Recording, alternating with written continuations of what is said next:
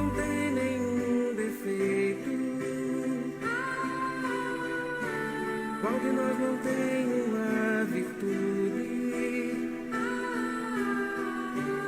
Precisamos só achar um jeito e suavizar o lado rude.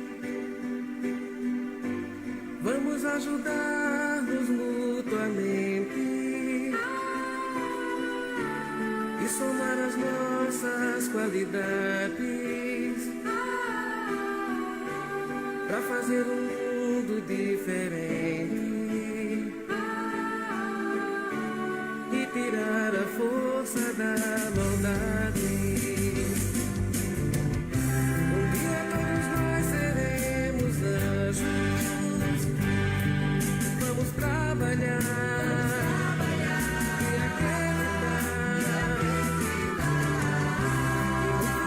Nós seremos anjos num planeta onde o amor, unicamente o amor, há de reinar. E assim será. A felicidade só começa quando cessam as desigualdades, quando todos compartilham sonhos e não usam mal a liberdade. O mestre falou: sede perfeitos, e nos ensinou esta lição, que somente o amor será eterno. Nele está a nossa salvação. Um dia todos nós seremos anjos. Vamos trabalhar e acreditar. E no futuro nós seremos anjos num planeta onde o amor, unicamente o amor, há de reinar. Um dia todos nós seremos anjos. Vamos trabalhar e acreditar.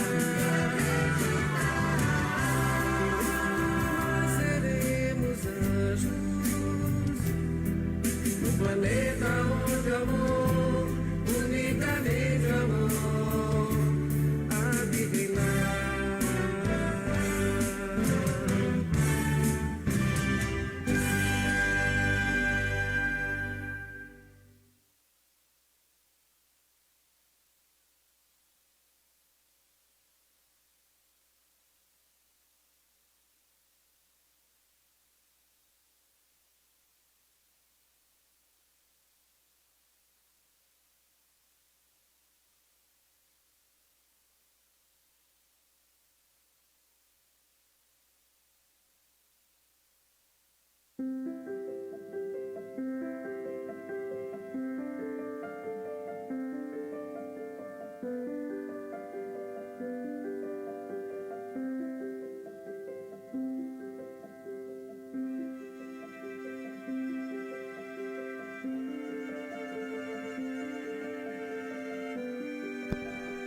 Boa noite a todos, que a paz de Deus, o amor do Cristo envolva todos nós. Nós vamos estudar hoje o capítulo 7 do Evangelho segundo o Espiritismo, Bem-aventurados os pobres de espírito. O item a ser estudado hoje é o orgulho e a humildade. Quem vai fazer o estudo conosco vai ser a nossa amiga Paula, e eu tenho certeza que nós vamos aproveitar bastante os ensinamentos que serão levantados na noite de hoje. Então fechemos os nossos olhos com muita gratidão, com muita fé em Deus, despertando em nosso íntimo a esperança no nosso Pai de amor e de bondade infinita, que achou por bem nos colocar na atual existência, no exato ponto onde nos encontramos atualmente. As provas, os aprendizados, o crescimento que estamos obtendo nesta existência física somará para sempre no currículo do nosso espírito imortal. Que possamos aproveitar ao máximo e que possamos tirar notas boas em cada uma das provas que a vida nos apresentar. Que Deus, esse Pai de amor, possa derramar bênção sobre todos que estão conectados conosco neste momento. E o anjo da guarda da Paula possa intuí-la para bem conduzir as reflexões da noite de hoje. Graças te damos, Pai, e que assim seja.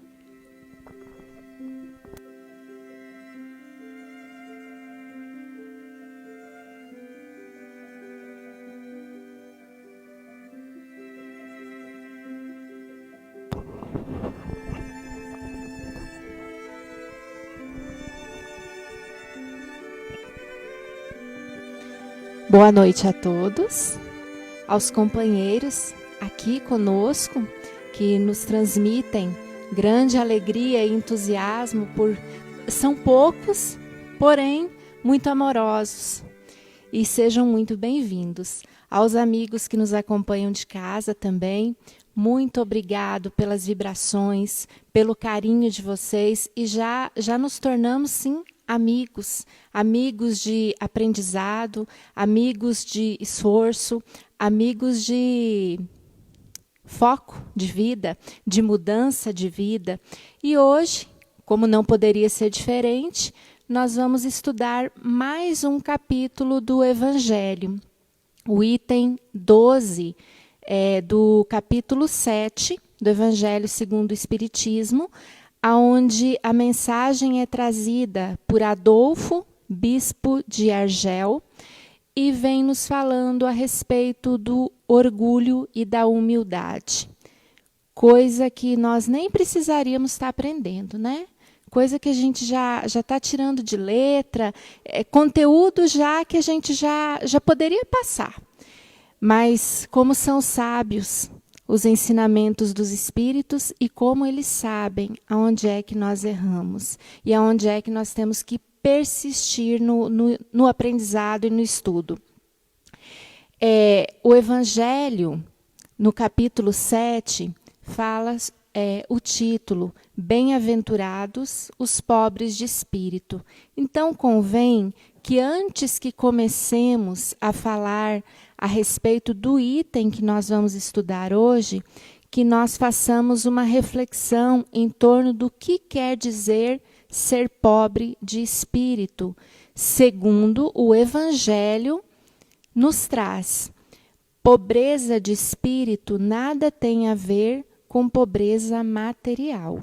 A pobreza de espírito trazida aqui no Evangelho, bem-aventurados os pobres de espírito, são aqueles que não são orgulhosos, aqueles que já conseguiram superar esse grande vício moral do orgulho, aqueles que trazem consigo a humildade.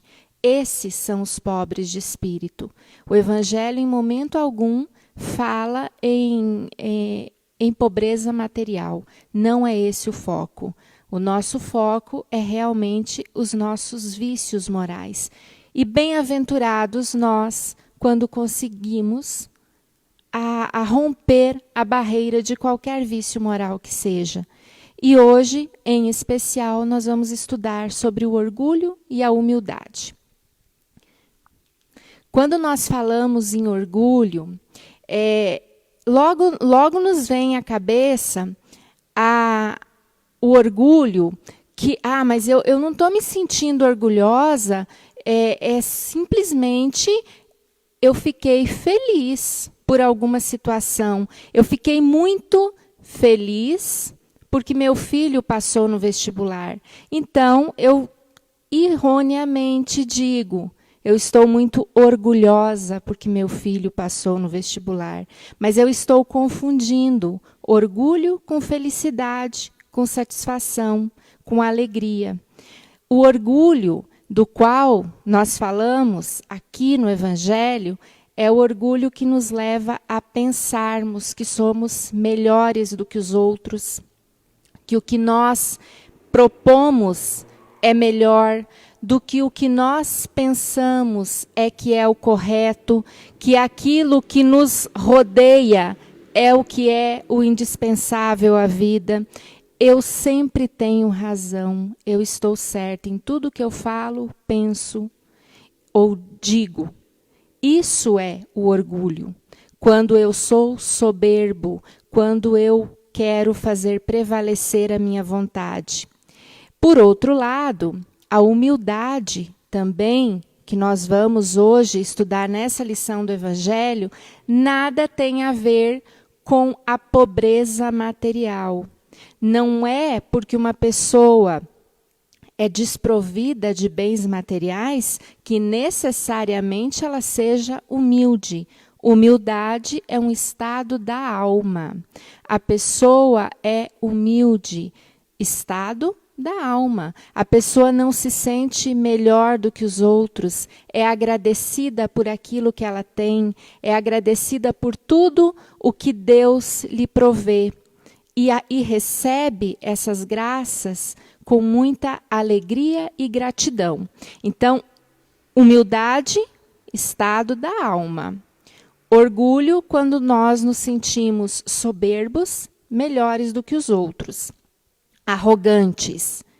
É disso que o Evangelho vai tratar hoje. Dessas duas linhas, que de tênue não tem nada. Porque a gente consegue observar, não vou nem falar nas atitudes dos outros, nas nossas atitudes, o quanto nós somos orgulhosos, muitas vezes. E não há nem como confundir as nossas atitudes.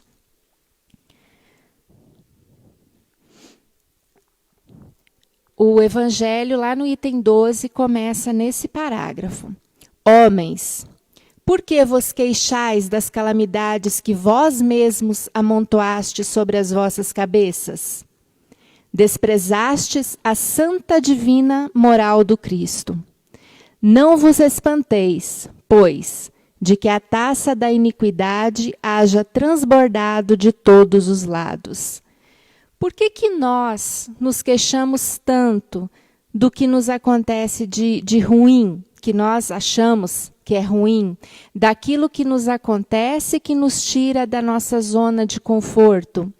Por que nós ficamos tão espantados se as nossas atitudes, na maioria das vezes, são contrárias ao que Jesus nos ensinou?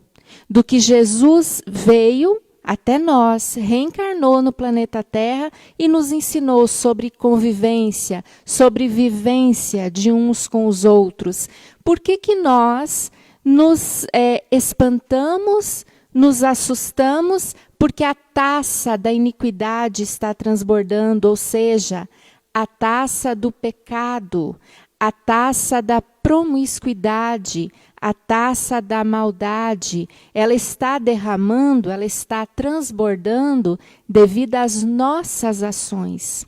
Se as nossas ações não condizem com o que Jesus nos ensinou, com a lei de amor de Jesus, por que nós reclamamos? Aí nós vamos pensar, mas eu não tenho feito tantas coisas más, tantas coisas vãs. Eu tenho procurado ser uma excelente pessoa. Pois é, e por que acontecem tantas calamidades no nosso planeta? Porque o nosso planeta está a cada dia mais rodeado de acontecimentos que tiram a vida dos nossos companheiros, que tiram o sossego dos nossos irmãos. Será que nós achamos que só nós temos direito a ter coisas boas? Só nós queremos o melhor para a nossa família? Quando nós consumimos sem freios, desenfreadamente, quando nós queremos tudo o que o dinheiro possa comprar, nós prejudicamos também o meio ambiente. E isso, entre nós, hoje, é uma realidade visível a olhos nus. Nós não precisamos mais dos cientistas nos mostrarem os efeitos dos nossos desmandos contra o meio ambiente. Estão aí as geleiras derretendo devido ao estrago que foi feito na nossa camada de ozônio. Estão aí os animais morrendo a cada dia devido à grande quantidade de lixo que nós depositamos nas águas. Estão aí grandes quantidades de florestas sendo queimadas para que o homem possa se satisfazer financeiramente. Estamos todos nós acompanhando o que está acontecendo na Amazônia. Desde criança que nós ouvimos, e olha que já tem um tempinho que fomos crianças, que nós estudávamos na escola que a Amazônia é o pulmão do mundo.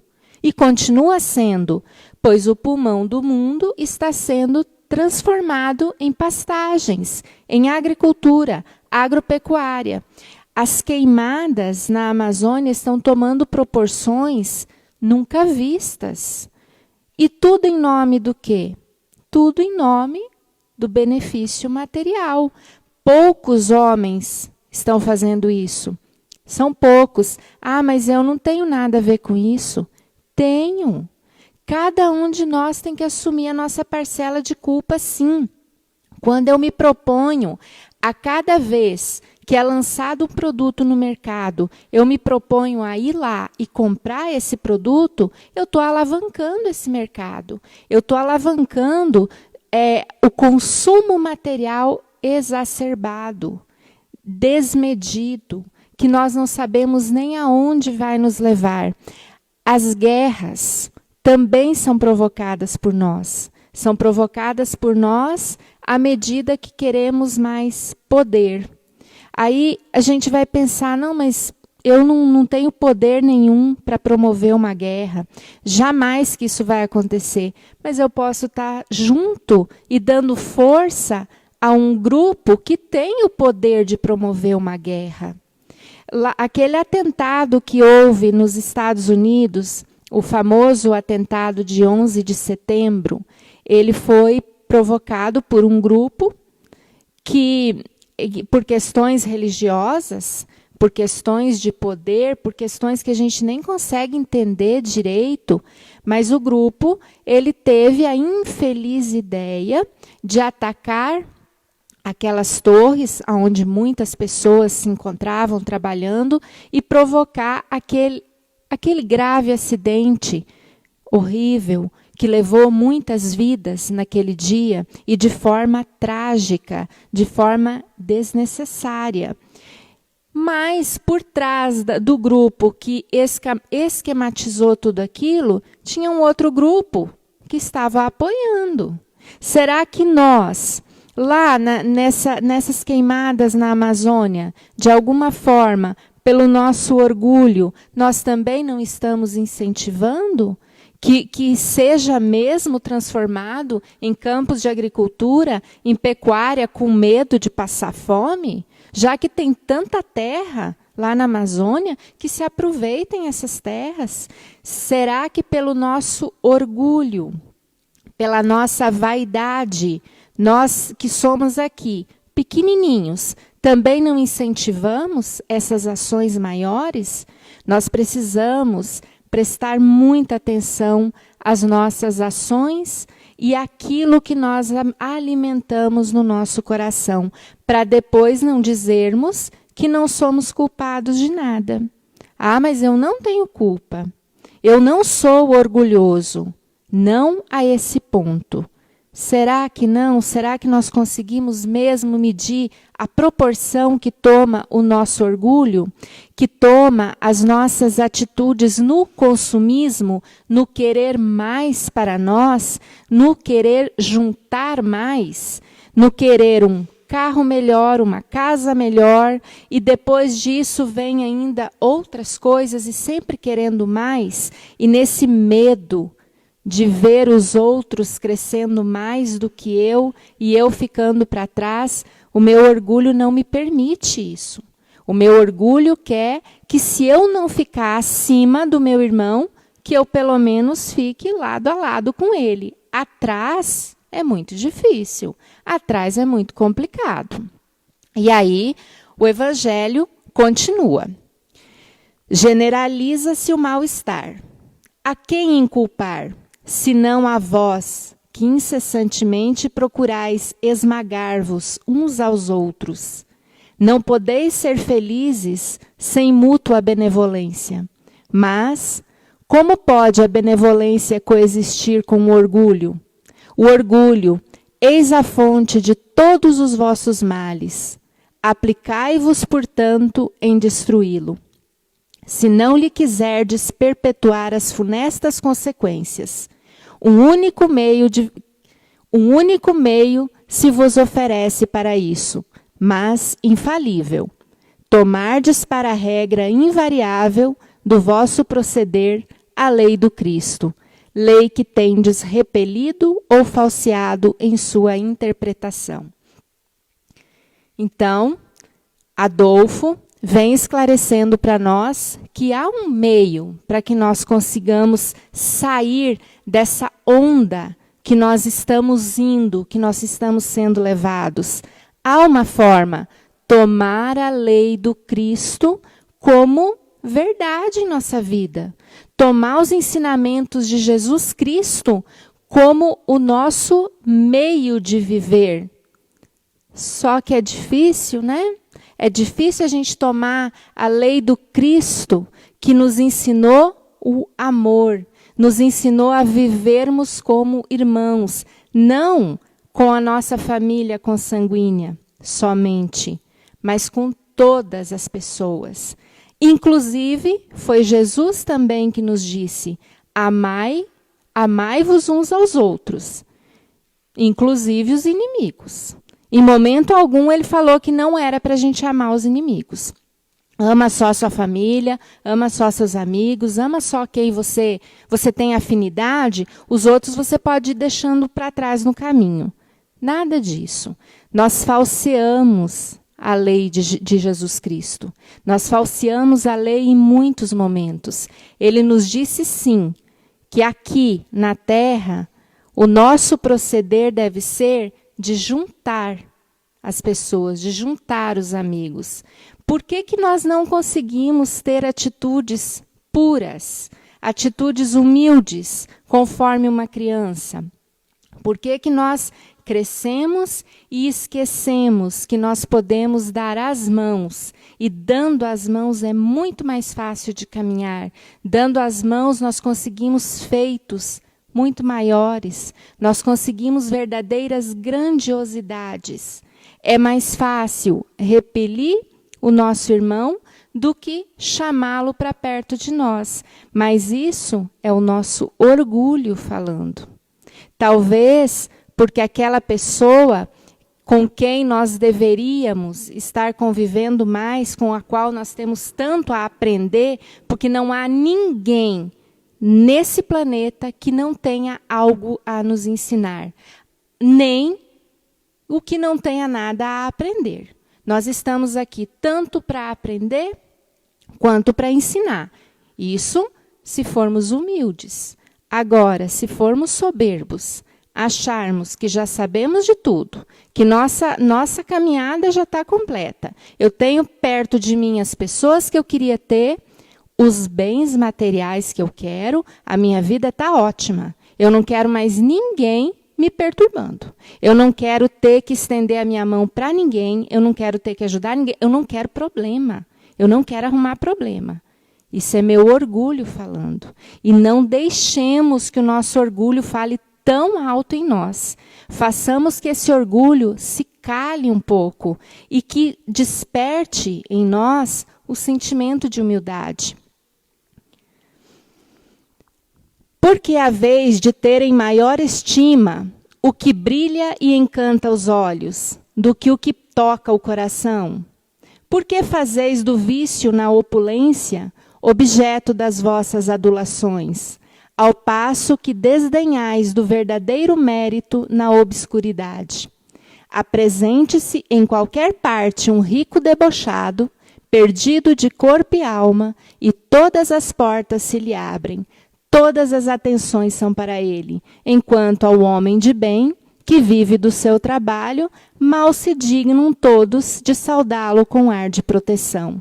Quando a consideração dispensada aos outros se mede pelo ouro que possuem ou pelo nome de que usam, que interesse podem eles ter em se corrigirem de seus defeitos? E aí, é Adolfo, levando nós à reflexão, levando nós a refletirmos sobre essa questão. E não é assim, do jeitinho que ele falou para nós. O Evangelho segundo o Espiritismo foi escrito há menos um pouco de 200 anos atrás, mas é atual, é muito atual. Hoje, aonde se apresentar uma pessoa que tenha posses, ela não vai ser bem recebida? Não é praticamente estendido um tapete para que ela possa passar? Enquanto, quando é uma pessoa humilde que chega, mal nos dignamos a cumprimentá-la. E ainda assim o fazemos com aquele ar de proteção, como se aquela pessoa humilde, aqui, Adolfo já nos leva à reflexão da humildade, da pessoa não ser orgulhosa. O homem de bem, que vive do seu trabalho. Uma pessoa que não tem o orgulho exacerbado. Quando essa pessoa chega, nós a tratamos com ares de proteção. Parece que nós temos uma grande preocupação de que essa pessoa possa nos tirar da nossa zona de conforto, que ela possa nos pedir alguma ajuda, porque aquele rico debochado, ele um dia pode nos servir como ajuda. Nós podemos precisar dele para alguma coisa. Agora, aquela pessoa humilde, essa não, essa pode me pedir ajuda. E se eu não estiver disposto a ajudar? E se naquela hora, e nas próximas horas, e nos próximos dias, eu estiver mais preocupado comigo em receber bem, com muito afinco, com muito brilho, aqueles a quem o poder já beneficiou? E se eu for desse jeito? E se eu tiver o meu orgulho no mesmo patamar dessas pessoas? Na pergunta 919 do Livro dos Espíritos, nos é colocada essa questão. E a resposta para a pergunta de como que nós poderíamos nos melhorar nesta vida, nos melhorar no sentido de nos despojarmos dos nossos vícios morais. E o Espírito de Santo Agostinho responde que nós já tivemos entre nós um sábio da antiguidade que falou para que nos conhecêssemos. Conhece-te a ti mesmo. E como é difícil essa questão de nos conhecermos, porque se nós formos nos estudar a fundo quem somos, do que somos capazes, a que nós temos pendência, quais são os nossos vícios morais, nós vamos descobrir. Mas nós não queremos. É melhor viver enganado. Só que não é melhor. Porque Jesus, quando aqui esteve conosco, já nos alertou, já nos chamou à realidade. A felicidade não é deste mundo. Aqui é uma escola. A nossa verdadeira vida é no mundo espiritual. Aqui nós estamos nos melhorando para galgar um lugar melhor no mundo espiritual. Tudo que nós temos aqui é emprestado, é empréstimo. E quando daqui nós partirmos, nós não vamos levar nada. a não ser as nossas boas e más ações. As boas e más vibrações das pessoas com as quais nós convivemos e que vão sentir a nossa partida desse mundo ou se alegrar com ela. E ele ainda, nessa questão 919, ele nos alerta para as formas que nós temos de saber quem somos na realidade. E ele fala para que a gente preste atenção àquilo que os nossos familiares falam a respeito de nós, aquilo que as pessoas que convivem conosco falam a respeito de nós, os nossos inimigos principalmente, porque esses não têm nem um pouco de preocupação em nos falar a verdade. E geralmente, quando um inimigo, que não é nem inimigo nosso, simplesmente por algum motivo na nossa trajetória nós nos desentendemos, por algum orgulho ferido, e cada um foi para o seu lado. Então, aquela pessoa, nos conhece a fundo. Os nossos familiares, companheiros, sabem quem nós somos. Lá, de verdade. Se nós somos o cordeirinho que nós queremos deixar transparecer, ou nós somos o lobo cruel, que na primeira oportunidade abocanha, bate, derruba. Então, nós precisamos consultar a nossa consciência. Já nos diz Santo Agostinho, que nós não devemos deixar que um dia acabe e o outro inicie, sem que nós tenhamos consultado a nossa consciência e colocado em revista tudo aquilo que nós fizemos de bom e de mal. Se todo o bem que poderia ter sido feito foi realizado, se as pessoas com as quais nós convivemos, nós atravessamos aquele dia, se elas foram beneficiadas ou prejudicadas por nós.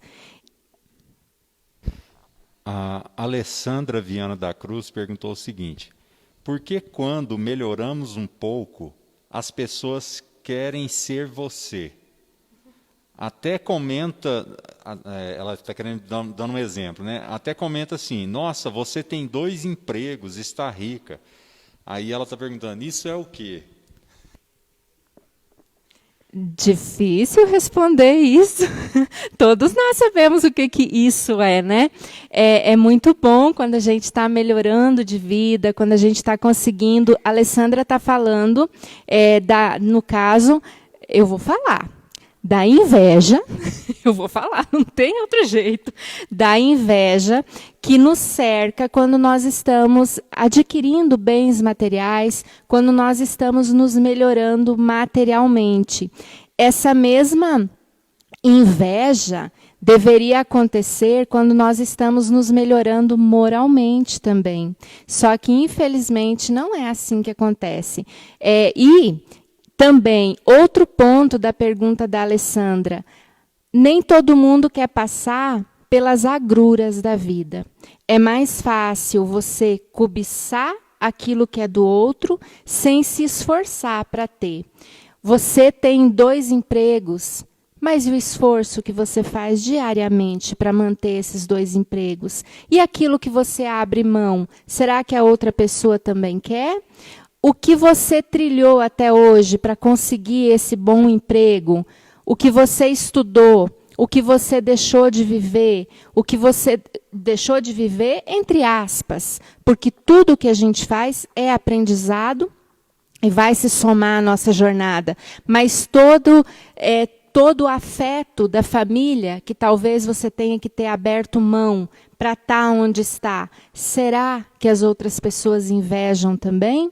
A inveja é um sentimento muito ruim e ela nos puxa para baixo. Ela não nos deixa ascender espiritualmente.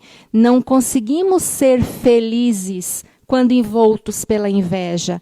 E oxalá, se as pessoas também quisessem imitar os acréscimos morais quando os temos, quando conseguimos progredir moralmente, nos melhorarmos com algum defeito moral que tivemos.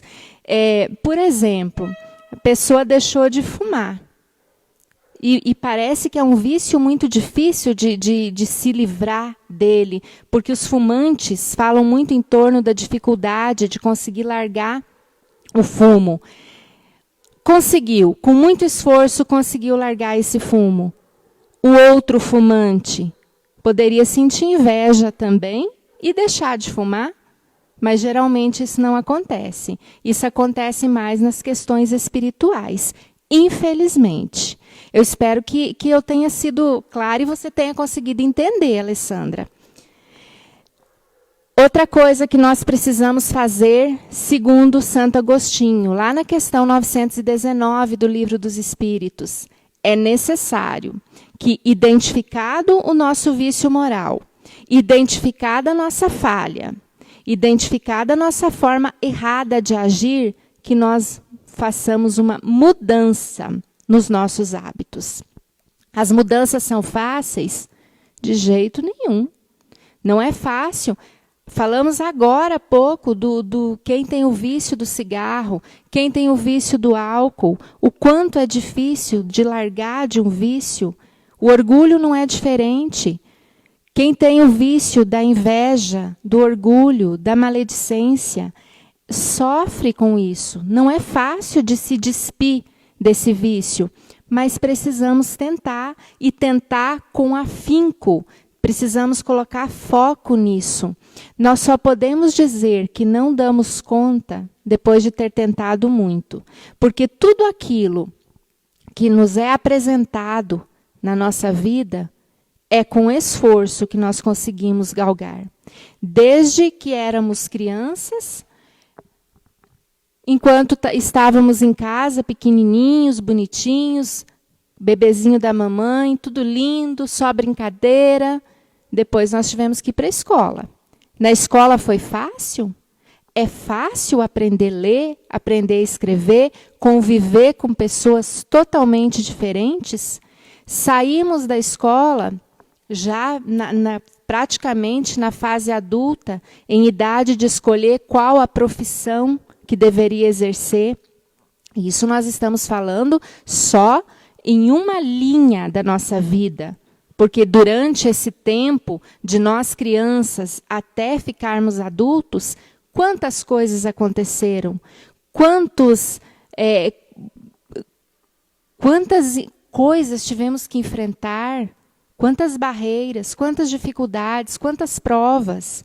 Então, chegando na idade adulta, escolha da profissão.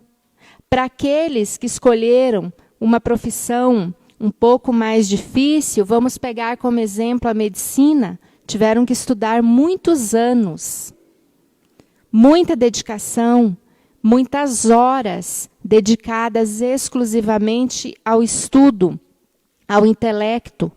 Essas pessoas se formam e vão atuar.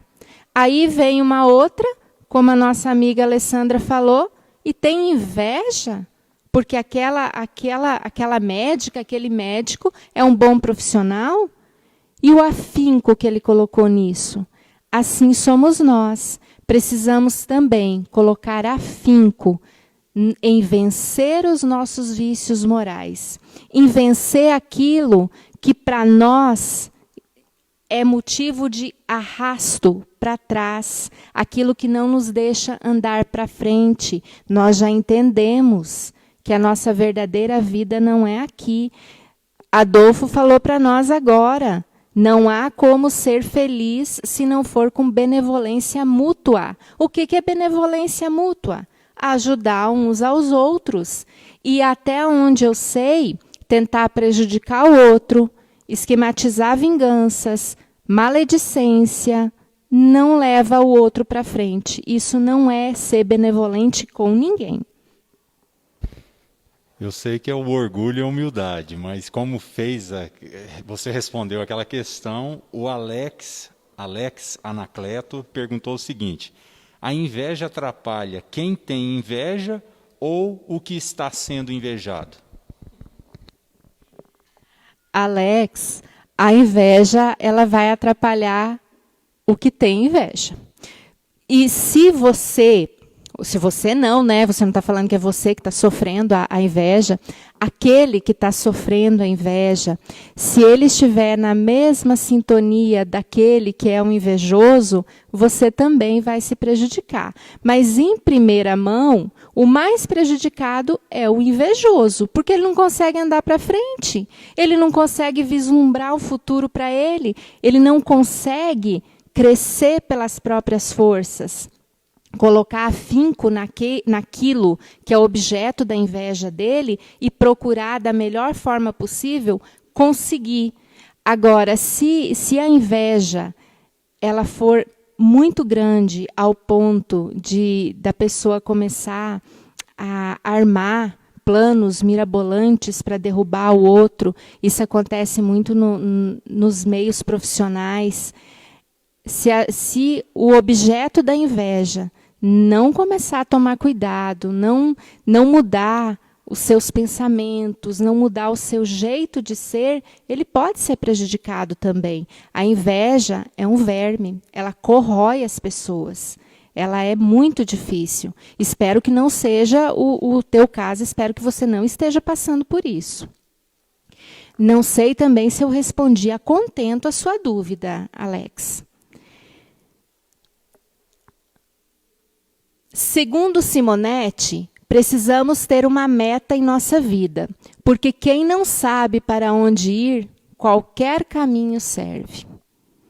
Se nós ficarmos a nossa vida toda, pegando o exemplo aqui do Alex, de uma pessoa que tem inveja da outra, esse tipo de pessoa não tem um caminho, ela não tem uma meta, ela não tem para onde ir. Então, qualquer caminho serve. E o caminho do outro serve para ela também. Se ela achar que o caminho do outro é melhor do que o dela, ela vai ficar ali no pé do outro querendo derrubar o objeto da inveja dele, o objeto do ciúme. Só que nós não podemos se deixar levar por isso. Nós precisamos ter uma meta e nós precisamos pedir ajuda. Ajuda de quem? De Deus, sempre. Sempre o nosso Pai misericordioso. Para tudo o que formos fazer na nossa vida. Deus, sempre. E se nós não conseguimos enfrentar nós, aqui, nesse plano, Deus consegue. Deus consegue resolver tudo para nós, mas ao tempo de Deus, não ao nosso tempo. E nós, infelizmente, nós temos um jeito de ser muito orgulhoso, muito soberbo, de pensar que as coisas funcionam por causa de nós, que nós somos a peça mais importante. Somos importantes, tanto é que Deus nos ampara o tempo todo. Só que nós temos que parar com isso de achar que somos melhores do que os outros, que merecemos mais do que os outros filhos de Deus. Para Deus, nós somos todos amados na mesma medida e merecedores da mesma forma. Só que alguns de nós têm uma prova para cumprir. Outros de nós têm outro tipo de prova. Então, nada consegue justificar que eu tenha inveja da prova do outro ou do benefício do outro. Eu tenho que galgar o meu caminho, o meu. Eu preciso descobrir qual é o meu caminho, porque senão eu vou para qualquer lugar, para onde o vento me levar. Dar-se-ia um inverso se a opinião geral fustigasse o vício dourado, tanto quanto o vício em andrajos. Mas o orgulho se mostra indulgente para com tudo o que o lisonjeia. Século de cupidez e de dinheiro, dizeis. Sem dúvida. Mas por que deixastes que as necessidades materiais sobrepujassem o bom senso e a razão? Por que há de cada um querer elevar-se acima de seu irmão? Desse fato sofre hoje a sociedade as consequências. Lá no nosso caladinho, lá no nosso íntimo, muitas vezes nós até criticamos a pessoa que tem o vício em andrajos, o vício em mendicância. Nós não temos que criticar. Como eu disse agora há pouco, a cada um a sua prova. Nós criticamos os nossos irmãos que têm esse tipo de prova, porque na nossa cabeça, com um pouco de esforço da parte dele, ele conseguiria se livrar dessa situação de vida. E, por outro lado, nós aplaudimos aqueles que vivem na opulência. Achamos que aquele que vive na opulência está com a vida correta. E ainda mais, o invejamos muitas vezes. E aí, para a gente poder conseguir entender um pouco a respeito da justiça de Deus, que eu sei que nós sabemos, nós entendemos, todos nós sabemos da infinita misericórdia e do quanto Deus é justo conosco.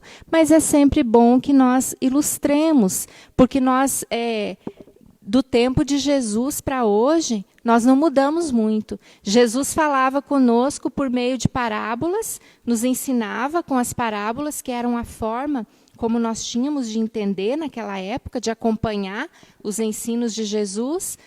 Os espíritos, através da codificação espírita, nos trazem também muitas histórias palpáveis, fatos palpáveis, que a gente consegue entender o que aconteceu aqui, como a pessoa viveu aqui, e depois, ao desencarne dela, como ela foi recebida do lado de lá, os conselhos que eles nos dão, muito válidos. Tem um filme baseado em fatos reais, Quase Deuses, o título do filme. Ele conta a história de um rapaz que, negro, nasceu em uma família muito humilde. A mãe dele esperava que nascesse uma menina, então nasceu um menino, mas ela já tinha escolhido um nome de menina, então ela o batizou com o nome de Vivian. E ele era intelectualmente muito desenvolvido, muito. Então, daí, a gente já percebe que trata-se de um espírito que está em prova. Lógico, o filme não é espírita e nem vem tratar dessa questão. É um filme baseado em fatos reais, mas ele vem tratar de outra questão. Só que, como a gente assiste sempre prestando muita atenção em todos os aspectos, fica essa aprendizagem para nós. Esse rapaz, ele era um exímio marceneiro. Depois da Segunda Guerra Mundial, houve a crise econômica. Com a crise econômica, ele foi demitido. Após ser demitido, por que ele foi demitido mesmo sendo um exímio marceneiro? Devido à crise, os pais de família ficaram empregados, pois tinham as famílias para sustentar filhos. Ele, como era solteiro, então ele foi demitido. E ele foi se empregar muito. Quando eu falo para vocês que muito desenvolvido intelectualmente, eu não estou brincando. Muito mesmo. E o sonho dele era ser médico. Para isso, ele vinha guardando todo o dinheiro que ganhava em um banco. Foi trabalhar como auxiliar de serviços gerais de um médico cientista que fazia experiência com cães. O serviço do Vivian era limpar o canil, era fazer a limpeza do canil. Esse médico, ele era cardiologista e estava tentando a cura.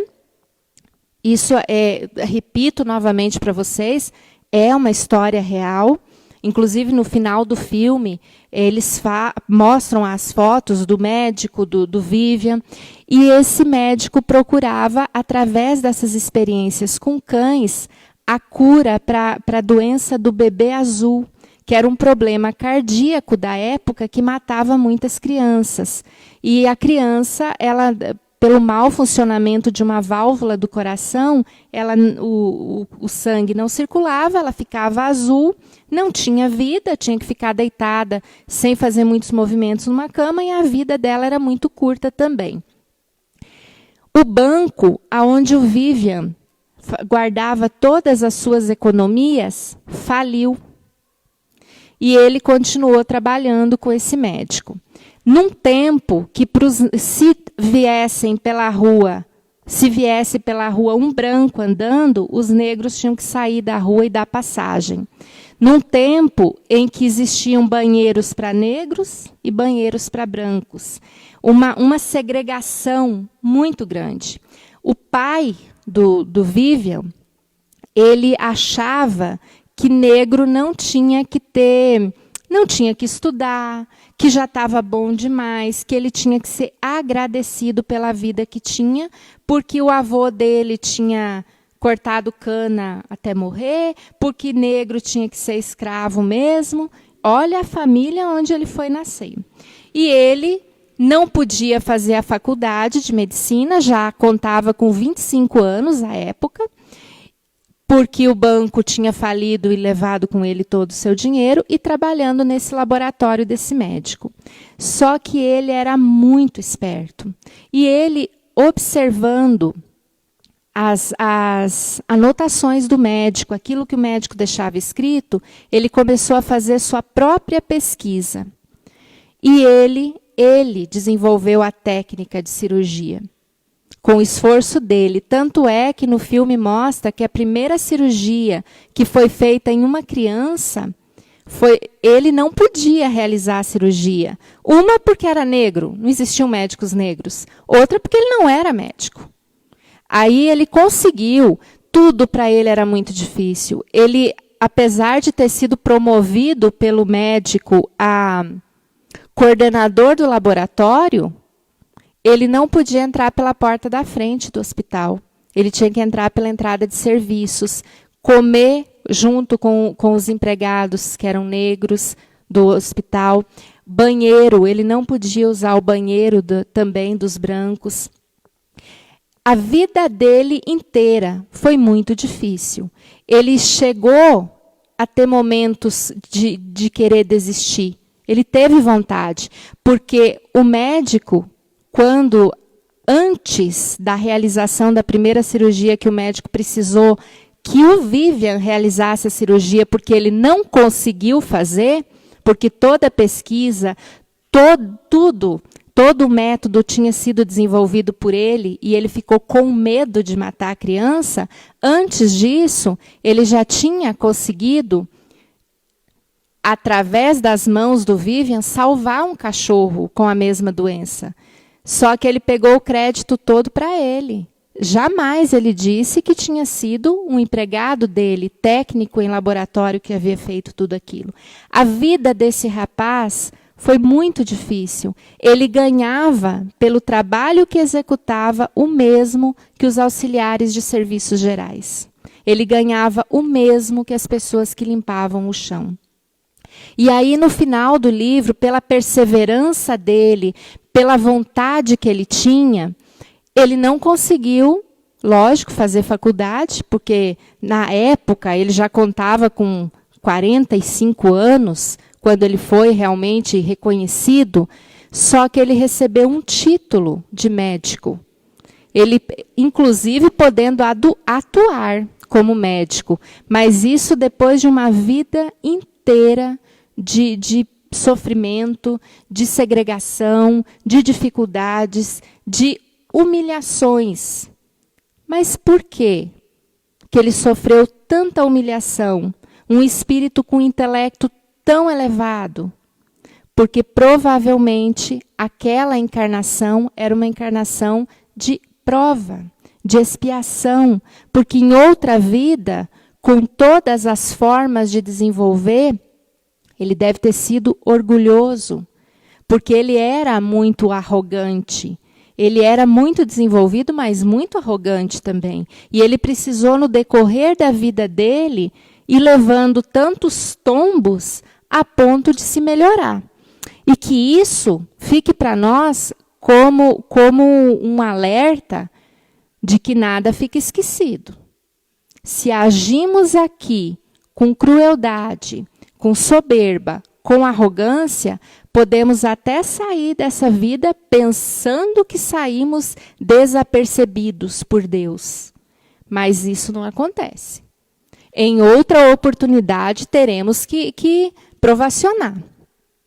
Não esqueçais que tal estado de coisas é sempre sinal certo de decadência moral. Quando o orgulho chega ao extremo, tem-se um indício de queda próxima. Porquanto Deus nunca deixa de castigar os soberbos. Se por vezes consente que eles subam, é para lhes dar tempo à reflexão e a que se emendem, sob os golpes que de quando em quando lhes desfere no orgulho, para os advertir. Mas, em lugar de se humilharem, eles se revoltam. Então, cheia a medida, Deus nos abate completamente, e tanto mais horrível lhes é a queda, quanto mais alto hajam subido. Como nós falamos muito a respeito do que o orgulho nos faz, por que não falarmos um pouco sobre a humildade de Chico Xavier? Da forma como Chico procedeu em sua vida. Chico escreveu mais de 450 livros, não pegando um centavo sequer para uso e benefício dele. Tudo foi destinado às instituições que precisavam. Ele escreveu mais de 10.000 cartas para consolo das mães, das famílias, trazendo notícias dos familiares que estavam no mundo espiritual, dando acalento para os corações das mães e dos familiares, sem nunca nada pedir em troca. Chico vivia humildemente, com poucas coisas, uma casa simples, alimento simples, mais preocupado com o bem-estar dos outros do que com o bem-estar dele próprio, coisa que ele nunca se preocupou. Tratava a ricos e pobres da mesma forma. Podia chegar a ele um empresário muito rico, ou podia chegar uma pessoa que não tinha um teto para se abrigar, e era tratado da mesma forma, com o mesmo carinho. Então, por que nós não conseguimos, conhecendo a nós mesmos, colocar uma meta de vida para nós e nos melhorarmos pelo menos um pouco nessa vida já?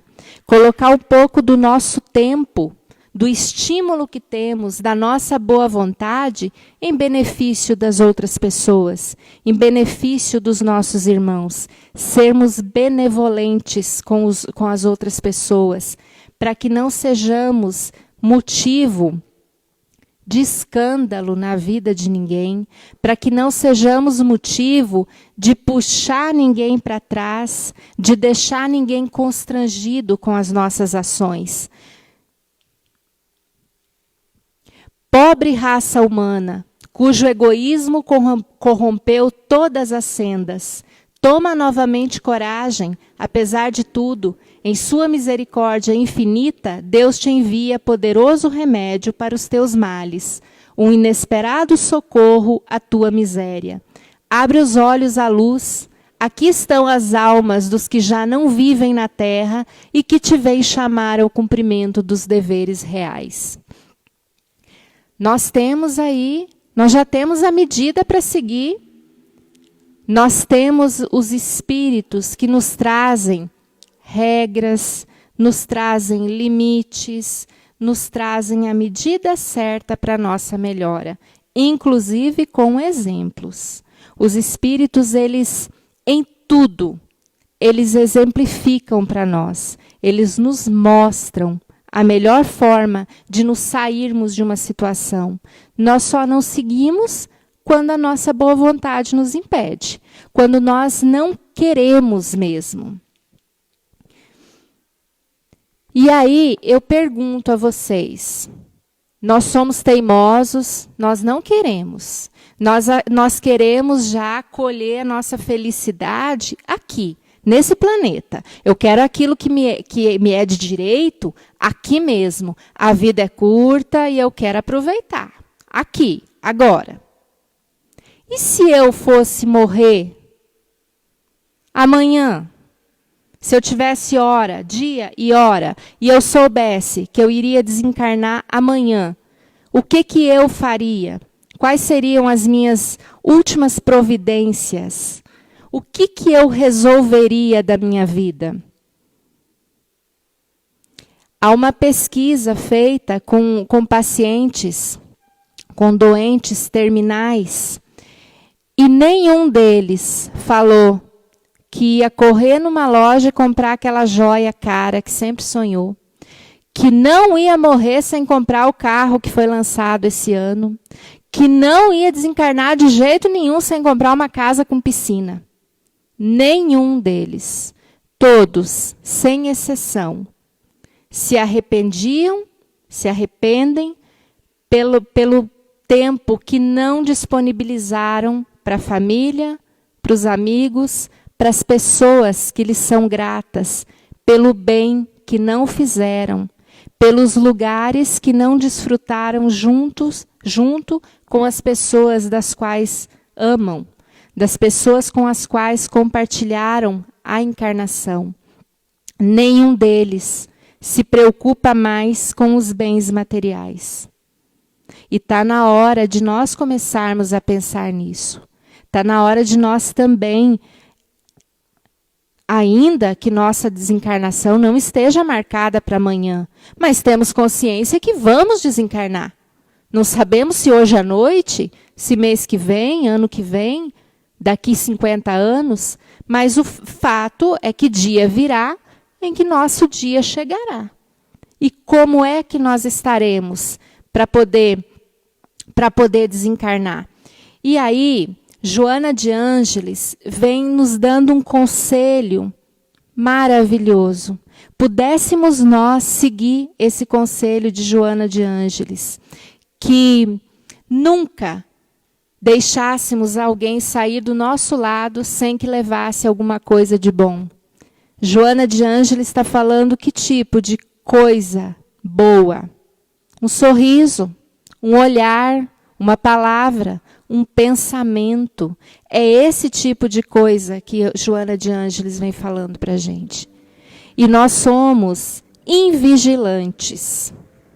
Muitas vezes, na maioria das vezes, quase todos os dias, nós deixamos as pessoas saírem de perto de nós mais com palavras ásperas do que com palavras amorosas. Menos com pensamentos bons para acompanhá-las do que com pensamentos inferiores, com pensamentos não tão bons assim. Com olhares maledicentes, olhares de cobiça, olhares maus do que bons olhares. Que possamos mudar essa nossa vibração e seguir o conselho de Joana de Ângeles. Não deixar que ninguém saia de perto de nós sem que leve algo de bom de nós para eles. Fazendo esse esforço, nós vamos conseguir. E não podemos nos esquecer que nós temos muito de bom para oferecer. Nós somos centelhas de Deus.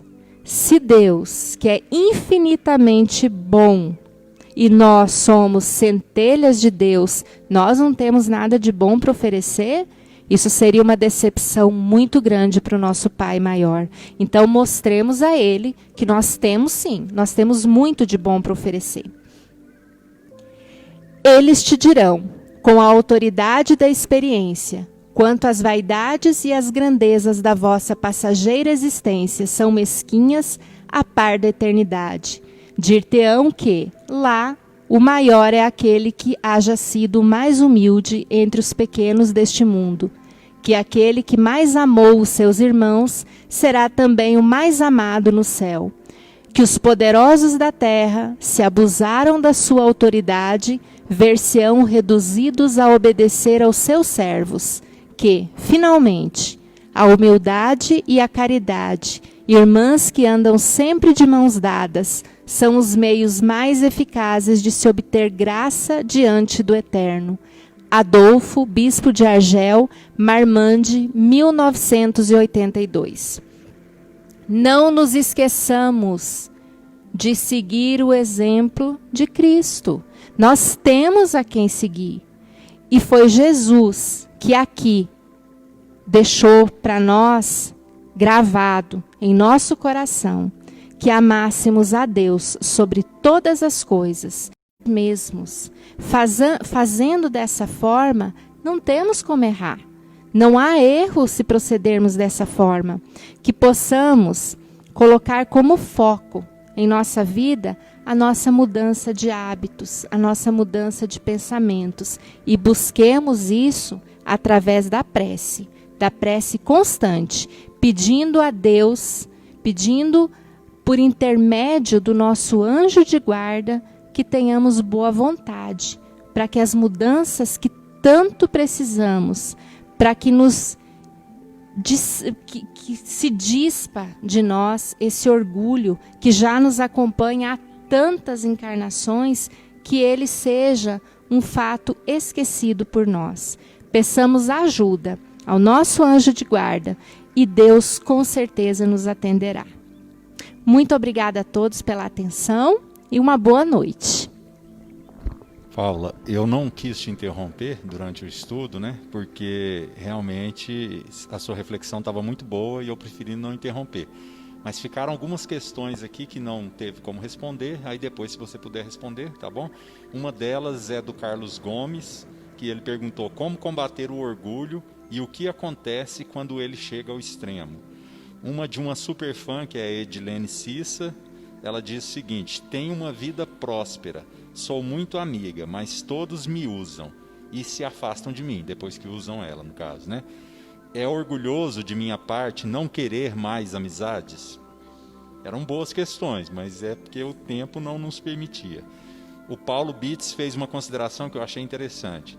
Acho o orgulho uma das coisas mais difíceis de lidar, pois ele destrói até relacionamentos, pois o orgulho não permite a pessoa perdoar, voltar atrás, admitir que também errou. A Verônica Vieira perguntou, mas eu também não pude te passar. O pensamento negativo de uma pessoa pode interferir no progresso da outra pessoa? E a aprendiz espírita fez uma consideração também bem importante. Excelente reflexão. O amanhã vem perto, e a única certeza que temos é que vamos partir para a verdadeira pátria um dia. Que saibamos fazer valer a pena essa existência. Que possamos entender que tudo isso um dia vai passar. Que nós possamos chegar do lado de lá de consciência tranquila de ter cumprido o planejado. Tenhamos olhos de ver e ouvidos de ouvir. E todos agradeceram muito a você pela reflexão, pela palestra, que gostaram muito, tá bom?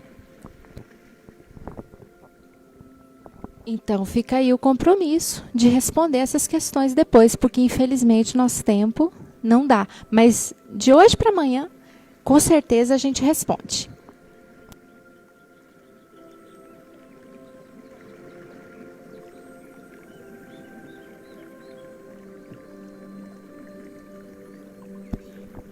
Então, depois de uma reflexão tão maravilhosa como essa, de levantarmos essas questões que todos nós trazemos no nosso íntimo, mas que se a gente não toca nesses assuntos, a gente vai deixando ali guardado num cantinho escuro do nosso coração, e nós precisamos tocar nisso para podermos trabalhar na nossa reforma íntima. Então, vamos elevar o pensamento a Deus, fazer a nossa prece em agradecimento a Deus por esses momentos que passamos juntos.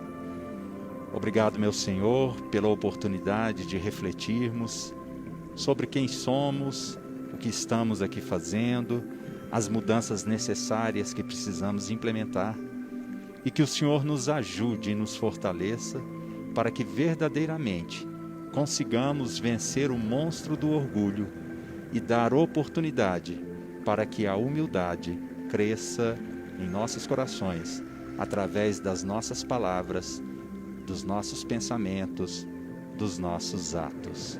Graças te damos, Pai, e pedimos que o Senhor esteja conosco no segundo momento, durante a transmissão do passe e a vibração pelas pessoas que iremos lembrar.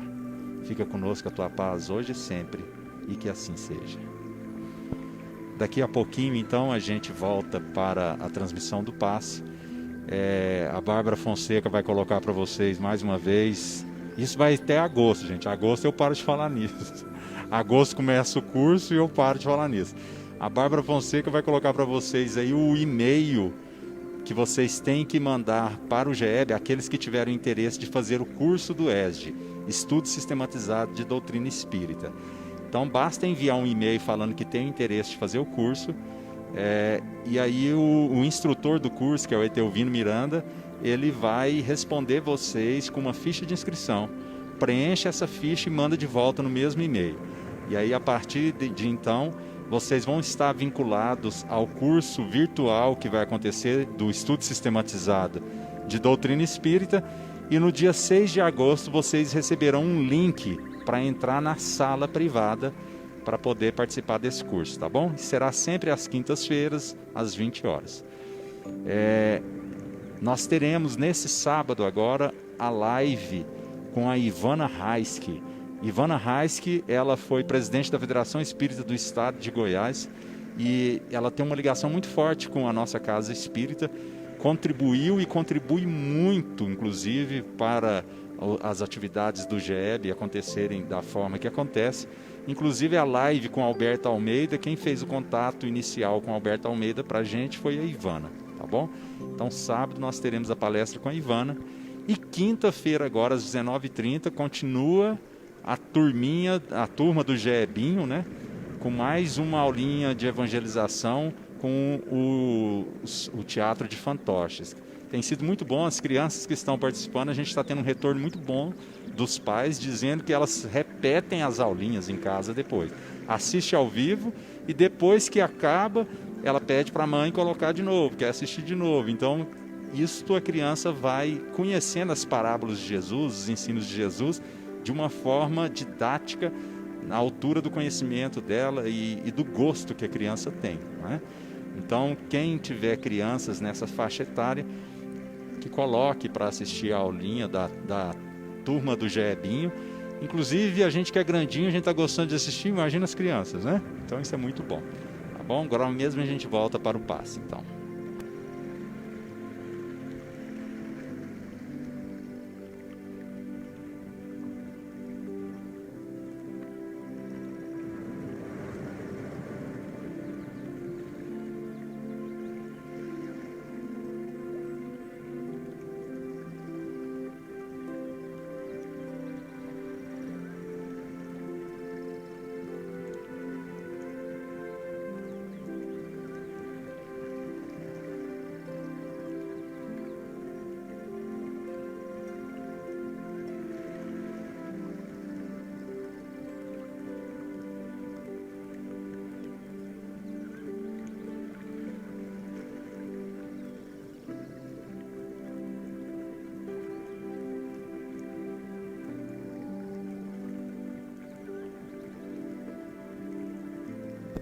Pessoal, eu esqueci de falar um negócio que eu lembrei e voltei para falar.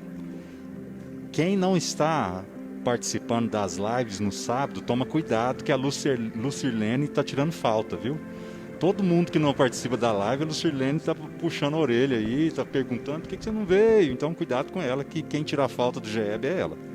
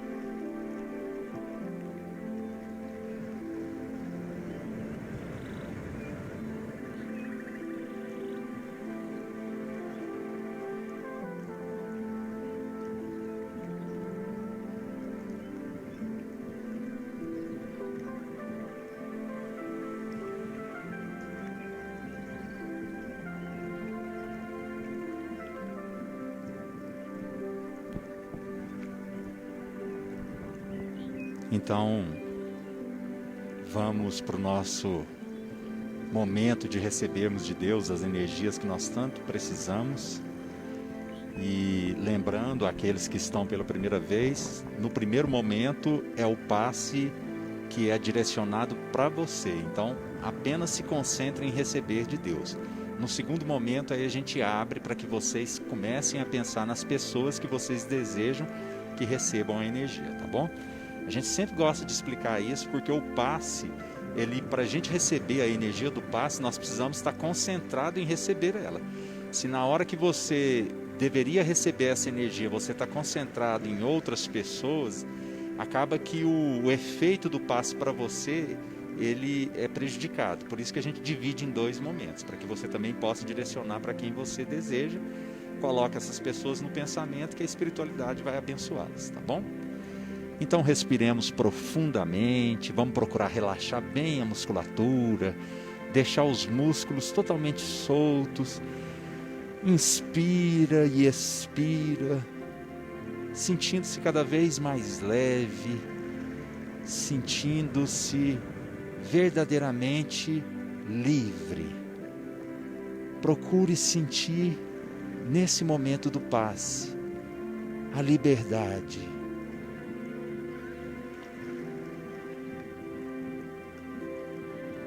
Que nenhuma parte do seu corpo esteja sendo pressionado, evitando a circulação sanguínea, que você esteja numa posição confortável,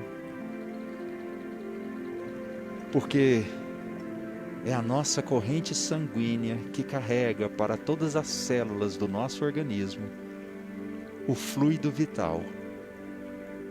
E esse fluido vai percorrendo todos os cantinhos do nosso organismo, vitalizando cada célula. E cada célula que recebe esse influxo divino realiza o seu trabalho perfeitamente.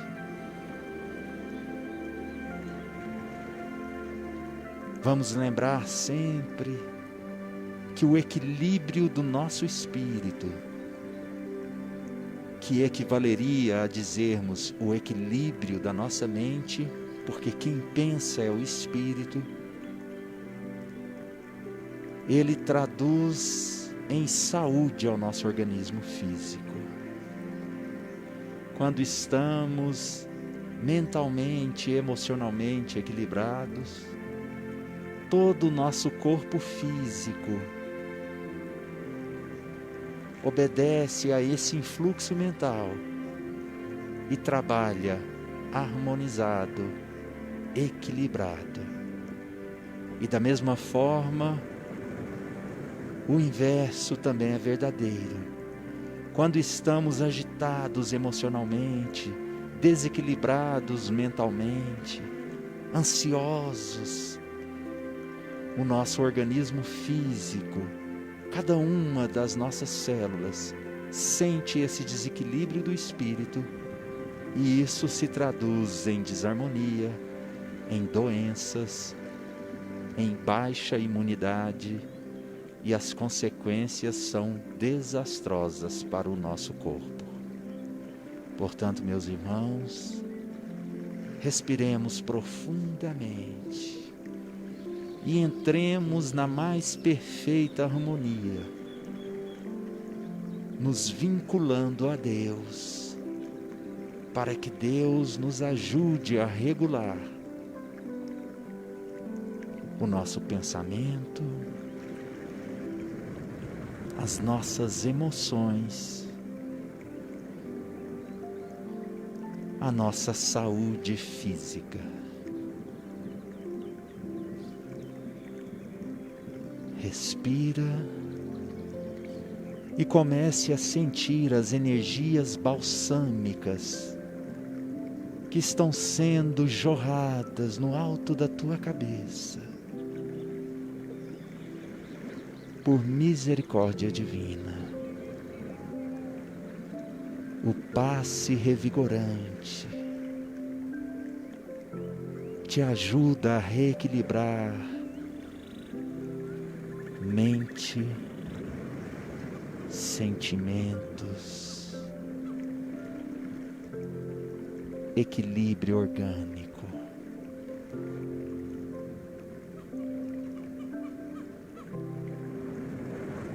Não insista em posturas de desequilíbrio. Seja dócil a esse momento de luz que Deus prepara para você nesta noite.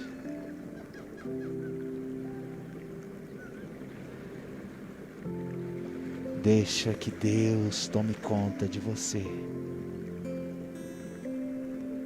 E que Ele tenha liberdade nesta noite para ajustar o teu mecanismo interno.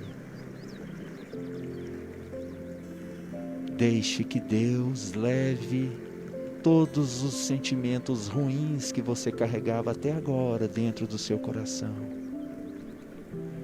Todos os pensamentos de revide, de vingança, de ódio.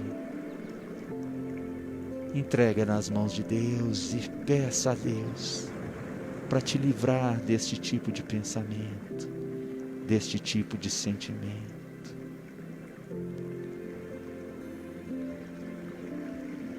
Pai de amor e bondade, ajude, Senhor, os nossos irmãos a encontrarem rumo novo em suas vidas, deixando para trás o passado triste e infeliz que muitas vezes teima em permanecer conosco, que vira e mexe, Pai, vem perturbar o nosso sono, tirar a nossa tranquilidade. Se nós não somos perfeitos, Pai, por que exigirmos daqueles que nos feriram a perfeição que nós mesmos não temos ainda? Ajuda-nos, Senhor, a prosseguir avante, olhar para frente, acreditando que o mundo melhor passa por mim, porque se eu não me melhorar como ser humano, como é que eu posso almejar um mundo melhor? A paz do mundo começa em mim. Se eu tenho amor, com certeza sou feliz.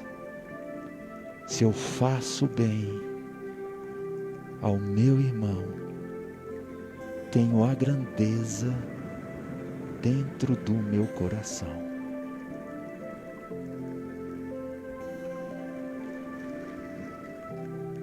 Que estas energias revigorem o teu íntimo. Que estas energias te impulsionem na caminhada que precisa empreender. E que não venhamos a perder tempo da jornada tão preciosa, alimentando sentimentos infelizes que não somam em nada na nossa jornada evolutiva. Respira fundo mais uma vez, sentindo o seu coração batendo firme neste peito. E a cada batida deste órgão vital, o sangue magnetizado pelo amor divino vai irrigando o organismo físico.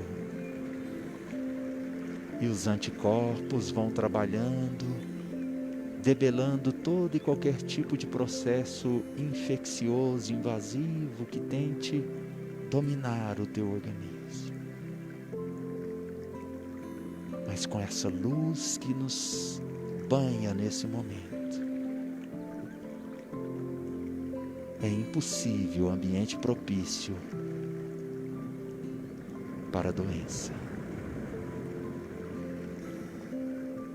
Obrigado, meu Pai.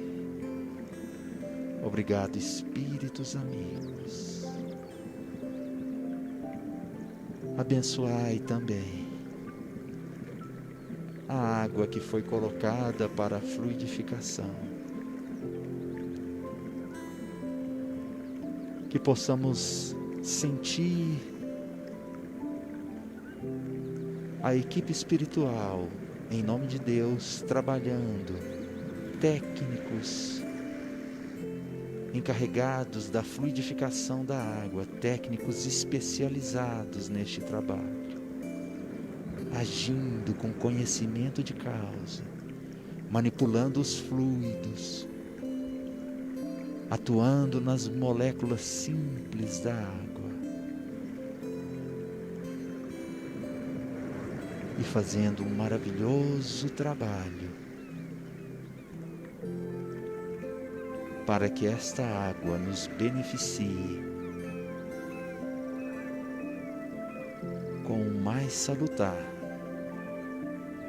de todos os remédios que possam existir na terra.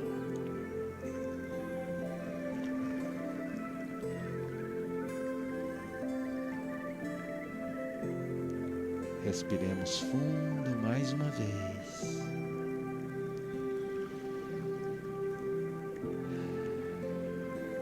Relaxa a musculatura.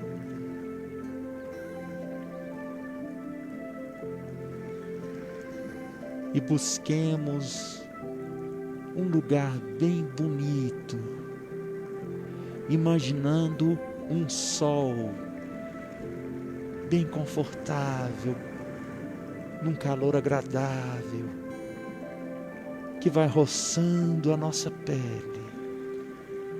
Imagina um lugar da sua predileção, seja um lugar da sua infância, seja um lugar atual, mas eu gostaria que todos vocês escolhessem um local agora. Já fizemos este exercício antes, e vocês sabem muito bem para onde ir. Procurem um lugar para se sentar, aí, neste local escolhido.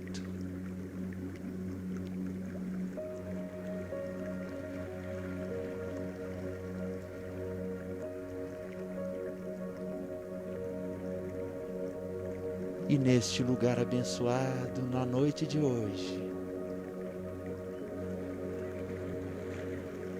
nós vamos convidar a estar conosco neste local um espírito que fez e faz até hoje um trabalho maravilhoso no planeta Terra, de muito amor junto à natureza, de muito cuidado com os animais, e que carrega um sentimento tão nobre dentro do seu coração.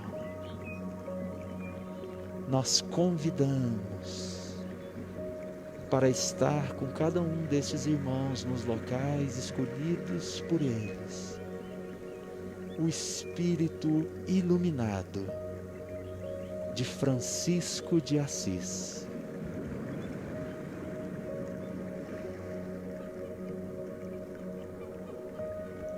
Que Francisco de Assis, que é o amor,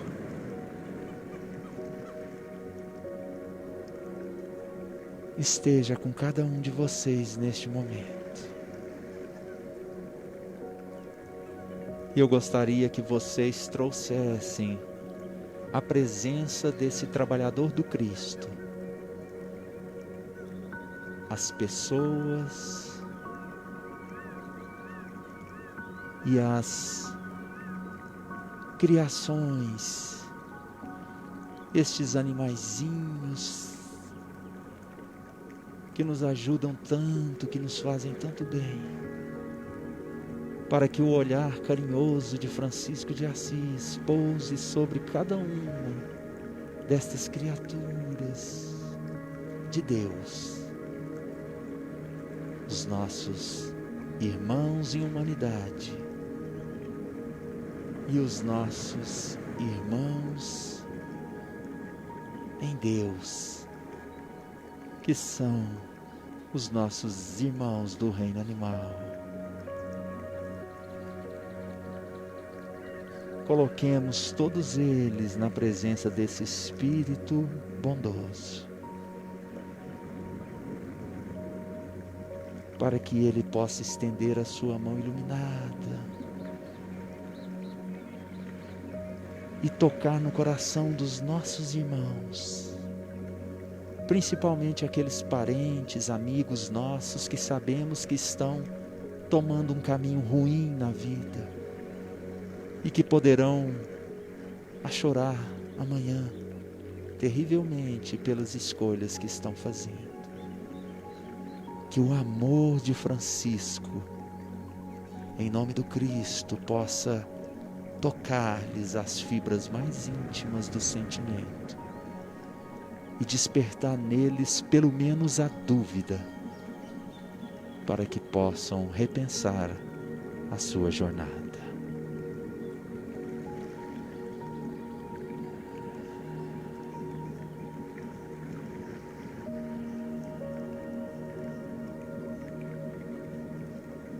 Senhor, fazei-me instrumento de vossa paz. Onde houver ódio, que eu leve o amor. Onde houver ofensas, que eu leve o perdão. Onde houver discórdia, que eu leve a união. Onde houver dúvida, que eu leve a fé. Onde houver erro, que eu leve a verdade. Onde houver desespero, que eu leve a esperança. Onde houver tristeza, que eu leve a alegria. Onde houver trevas, que eu leve a luz.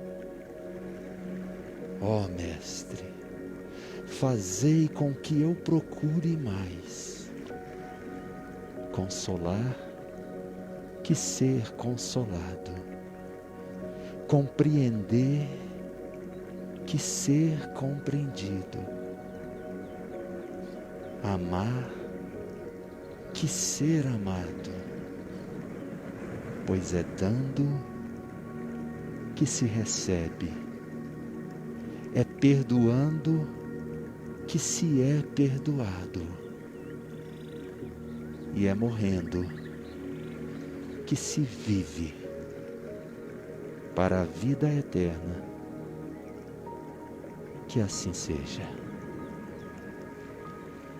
Muito obrigado, Senhor. Obrigado, Francisco de Assis querido. Que Deus aumente muito a tua luz. Graças a Deus.